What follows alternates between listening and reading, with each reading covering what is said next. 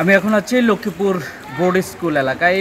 এখানে লক্ষ্মীপুরে কিন্তু বন্যার পরিস্থিতি কিছুটা উন্নতি হয়েছে, তবে আশ্রয়কেন্দ্রের মানুষজন এখনও বাড়ি ফেরার পরিস্থিতি তৈরি হয়নি, কারণ এখনও রাস্তায় এবং বসতবাড়িগুলোতে হাঁটু সমান পানি রয়েছে।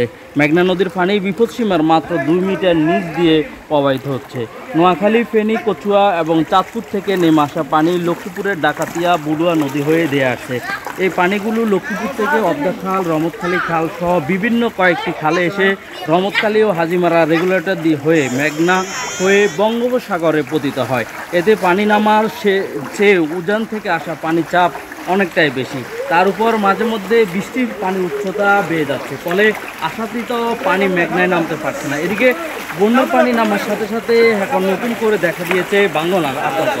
সদর উপজেলার টুমচর এবং কালীরচর এলাকায় রমতখালী খালের দুই পাশ ভয়াবহ ভাঙন দেখা দিয়েছে, ফলে নদীর পাড়ের বাসিন্দারা চরম আতঙ্কে দিন কাটাচ্ছে।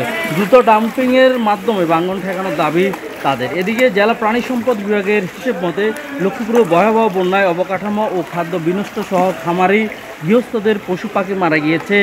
8,65,12,000 টাকার ক্ষয়ক্ষতি হয়েছে। এছাড়া এখনও 5,11,110টি পশু পাখি বন্যায় কবলিত আছে। এতে খামারি সহ গৃহস্থরা বড় ধরনের আর্থিক বিপর্যয়ে রয়েছেন। সব মিলিয়ে বলা যায় লক্ষ্মীপুর বন্যার পানি খুব ধীরগতিতে কমার কারণে মানুষের দুর্ভোগ বাড়ছে। এখানকার মানুষ যতটুকু ত্রাণ সহায়তা পাচ্ছেন বেশিরভাগই শুকনো খাবার। আমি আরেকটু বলে রাখি, গতকাল সন্ধ্যায় লক্ষ্মীপুর প্রেস ক্লাবে বিএনপি কিন্তু চলমান বন্যা পরিস্থিতি নিয়ে একটি সংবাদ সম্মেলন করেছে। ওই সংবাদ সম্মেলনে বিএনপি যুগ্ম মহাসচিব শহীদুদ্দিন চৌধুরী এনি ত্রাণ তৎপরতাকে এবং চলমান বন্যার পরিস্থিতিকে 3 ভাগে মোকাবেলার কথা আমাদেরকে জানিয়েছেন।